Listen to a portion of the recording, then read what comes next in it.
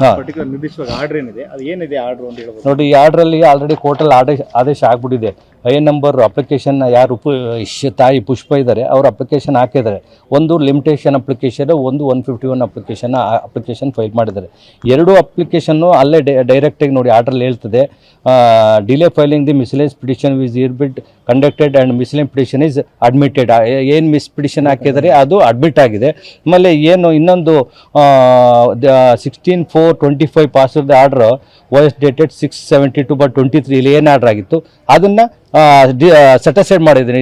ಇದನ್ನು ಮಾಡಿದರೆ ಡಿಸ್ಪೋಸಲ್ ಮಾಡೋವರೆಗೂ ಯಾವುದೇ ಡಿಸ್ಪೋಸಲ್ ಆಗೋರು ಯಥಾಸ್ಥಿತಿ ಕಾಪಾಡಿ ಅಂತ ಹೇಳ್ಬಿಟ್ಟು ಸ್ಟೇ ಕೊಟ್ಟಿದ್ದಾರೆ ಅವರಿಗೆ. ಆ ಆದೇಶಕ್ಕೆ ಯಾವುದು 6/72/23 ಏನು ಆದೇಶ ಇದೆ ಆ ಆದೇಶಕ್ಕೆ ಸ್ಟೇ ಕೊಟ್ಟಿದ್ದಾರೆ ಈಗ ಅಷ್ಟೇ. ಅಂದ್ರೆ ಆ ಆದೇಶ ಇಟ್ಕೊಂಡೆ ಇವರು ಈ ಸೈಟ್ ನಮ್ದಂತ ಬಂದಿರೋ ಯಾರು ದೇವರ ಜಿಪಿ ಈಗ ಆ ಆದೇಶ ಈಗ ಮಾನ್ಯ ಇರಲ್ಲ, ಮಾನ್ಯ ಇಲ್ಲ. ಈಗ ಮಾನ್ಯ ಇಲ್ಲ. ಕೋರ್ಟ್ ಆಲ್ರೆಡಿ ಆದೇಶ ಮಾಡ್ಬಿಟ್ಟಿದೆ.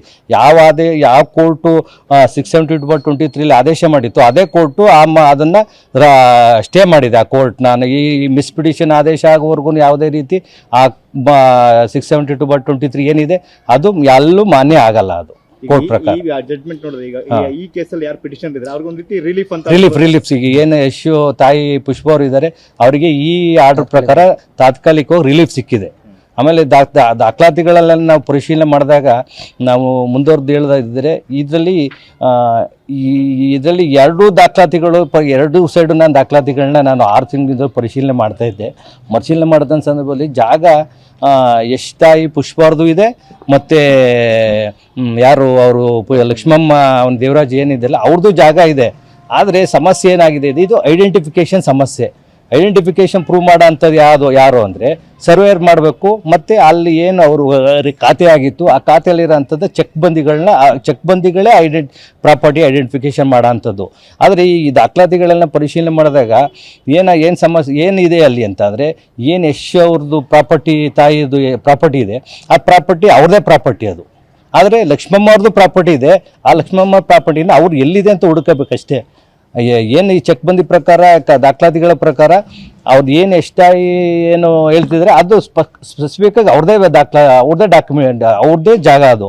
ಆದರೆ ಲಕ್ಷ್ಮಮ್ಮ ಮತ್ತು ದೇವರಾಜ್ ಏನು ಬಂದಿದ್ದಾರೆ ಅವ್ರದ್ದು ಜಾಗ ಇದೆ. ಆದರೆ ಐಡೆಂಟಿಫಿಕೇಷನ್ ಮಾಡಬೇಕಾದ್ರೆ ಏನಂದರೆ ಚೆಕ್ ಬಂದಿಗಳು ಮತ್ತು ಸರ್ವೇರು, ಆ ಸರ್ವೆಗೂ ಮತ್ತು ಚೆಕ್ ಬಂದಿಗೂ ವ್ಯತ್ಯಾಸ ಇರೋದ್ರಿಂದ ಅವ್ರದ್ದು ಬೇರೆ ಕಡೆ ಜಾಗ ಇದೆ. ಅದು ಐಡೆಂಟಿಫಿಕೇಷನ್ಗಳು ಸಮಸ್ಯೆ ಆಗಿ ಅವ್ರದ್ದು ಎಲ್ಲಿದೆ ಅಂತ ಗೊತ್ತಿದ್ದಲ್ಲಿ ಈ ಜಾಗ ನಂದು ಅಂತ ಹೇಳ್ತಿದ್ದಾರೆ ಅನ್ನೋದು ನಮ್ಮ ಗಮನಕ್ಕೆ ಬಂದಿರೋಂಥ ಆದ್ಮೇಲೆ ಪುಷ್ಪ ಅಂದ್ರೆ ಈ ಕೇಸಲ್ಲಿ ಪುಷ್ಪ ಅವ್ರು ಮುಂದಿನ ಏನ್ ಮಾಡ್ಬೇಕಾಗುತ್ತೆ ಅವರು ಮುಂದಿನ ದಿನಗಳಲ್ಲಿ ಮುಂದಿನ ದಿನಗಳಲ್ಲಿ ಏನು ಮಿಸ್ಪಿಟಿಷನ್ OS 6/72/23 ಇದೆ ಇದರಲ್ಲಿ ರೆಸ್ಟೋರೇಷನ್ ಆಗ್ಬಿಡು ಕೇಸ್ ರಿಓಪನ್ ಆಗುತ್ತೆ. ಅದು ಕೇಸು ರಿಓಪನ್ ಆಗುತ್ತೆ. ಈ ಮಿಸ್ಪಿಟಿಷನ್ ಪ್ರಕಾರ ಕೇಸ್ ರಿಓಪನ್ ಆಗುತ್ತೆ.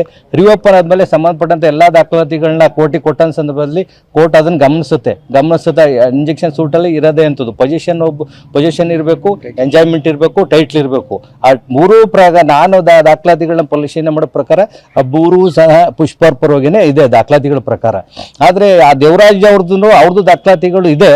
ಆದರೆ ಅವ್ರದ್ದು ಈ ಜಾಗ ಅಲ್ಲ. ಆದರೆ ಅಲ್ಲಿದೆ. ಅವ್ರು ಎಲ್ಲಿದೆ ಅಂತ ಅವರು ಐಡೆಂಟಿಫಿಕೇಶನ್ ಮಾಡಬೇಕು. ಇದು ಅವರಿಬ್ಬರ ನಡುವೆ ಒಂದು ಸಮಸ್ಯೆ ಏನು ಅಂದರೆ ಅಲ್ಲಿ ಯಾರು PDO ಇದ್ದರು ಆ PDO ಖಾತೆ ಮಾಡಬೇಕಂತ ಸಂದರ್ಭದಲ್ಲಿ ಏನು ಲಕ್ಷ್ಮಮ್ಮ ಇದ್ದಾರೆ ಅವರಿಗೆ ಖಾತೆ ಮಾಡೋ ಸಂದರ್ಭದಲ್ಲಿ ಈ ತಾಯಿ ಏನು ಡಾಕ್ಯುಮೆಂಟ್ ತಗೊಂಡಿದ್ದಾರೆ, ಪ್ರಾಪರ್ಟಿ ತಗೊಂಡಿದ್ದಾರೆ, ಆ ಪ್ರಾಪರ್ಟಿದಂಥ ಜಾಗನ ತೋರಿಸ್ಕೊಂಡು ಅವರಿಗೆ ಖಾತೆ ಮಾಡಿಕೊಟ್ಟವ್ರೆ. ಆದರೆ ಈಗಲೂ ಸಹ ಅವ್ರದ್ದು ಜಮೀನು ದಾಖಲಾತಿ ಇದೆ. ಆದರೆ ಎಲ್ಲಿದೆ ಅಂತ ಅವ್ರಿಗೆ ಹುಡುಕಬೇಕು ಹೊರತು ಇದು ಎಲ್ಲ ದಾಖಲಾತಿ ಪರಿಶೀಲನೆ ಮಾಡಿದಾಗ ಅದು ಎಷ್ಟಾಗಿ ಸೇರಬೇಕು ಅಂತ ಮೇಲ್ನೋಟಕ್ಕೆ ಕಂಡುಬರುತ್ತೆ. ಅದು ಕೋರ್ಟ್ನ ಮುಂದಿನ ಅದೇ ವಿಚಾರ ರಿಓಪನ್ ಆಗುತ್ತೆ. ಈ ಮಿಸ್ಪಿಟೇಷನ್ ಪ್ರಕಾರ ಹಾಕಿದ್ಮೇಲೆ ಇದರಿಂದ ಆ ಕೇಸು ರಿಓಪನ್ ಆಗುತ್ತೆ. ಆ ರಿಓಪನ್ ಆದ್ಮೇಲೆ ಅದರಲ್ಲಿ ಎಲ್ಲಾ ದಾಖಲಾತಿಗಳನ್ನ ಕೊಟ್ಬಿಟ್ಟು ಅವ್ರ ಆದೇಶ ದೇವರಾಜ್ ರೆಕಾರ್ಡ್ ಕೊಟ್ಟಿದ್ದಾರೆ. ಆದ್ರೆ ಇಲ್ಲಿ ಏನ್ ಮಾಡಿದ್ದಾರೆ ಅಂದ್ರೆ ಇಲ್ಲಿ ನನ್ನ ಪ್ರಕಾರ ಎಲ್ಲೋ ಕಾರಣದ ಕೈಗಳಿದಾವೆ. ಏಕೆಂದರೆ OS 672/23 ಆದೇಶ ಮಾಡಬೇಕಾದ್ರೆ ಇಲ್ಲಿ ಎಕ್ಸ್ಪರ್ಟೇನ ಉದ್ದೇಶಪೂರ್ವಕವಾಗಿ ಮಾಡ್ಕೊಂಡವ್ರೆ. ನಾನು ಕೋರ್ಟಿಂದ ಸಮನ್ಸ್ ಬಂದದನ್ನ ನಾನು ಪರಿಶೀಲನೆ ಮಾಡಿದೆ ಕೋರ್ಟಲ್ಲಿ ಯಾವ ರೀತಿ ಎಕ್ಸ್ಪರ್ಟ್ ಇದು ಆಯಿತು ಅಂತ.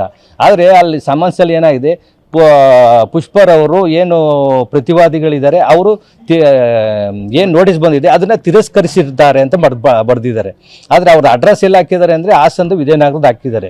ಈಗ ಏನು ಎಷ್ಟಾಗಿ ಪುಷ್ಪ ಅವರು ಇದ್ದಾರೆ ಅವ್ರಿಗೂ ಎಲ್ಲರಿಗೂ ಇಡೀ ಕರ್ನಾಟಕಕ್ಕೆ ಗೊತ್ತು ಅವ್ರು ಎಲ್ಲಿರ್ತಾರೆ ಅಂತ. ಅವರು ಆ ಬೆಂಗಳೂರಲ್ಲಿ ಇರ್ತಾರೆ, ಬೆಂಗಳೂರು ಅಡ್ರೆಸ್ ಮನೆಗೆ ಹಾಕಬೇಕಾಗಿತ್ತು. ಇದು ಉದ್ದೇಶಪೂರ್ವಕವಾಗಿ ಎಲ್ಲೋ ಎಲ್ಲರೂ ಎಲ್ಲ ಒಂದು ಕಾರಣದ ಕೈಗಳು ಅದನ್ನು ಉದ್ದೇಶಪೂರ್ವಕವಾಗಿ ಮಾಡ್ಯವ್ರೆ ಅಂತ ಸ್ಪಷ್ಟ ಗೊತ್ತಾಗುತ್ತೆ.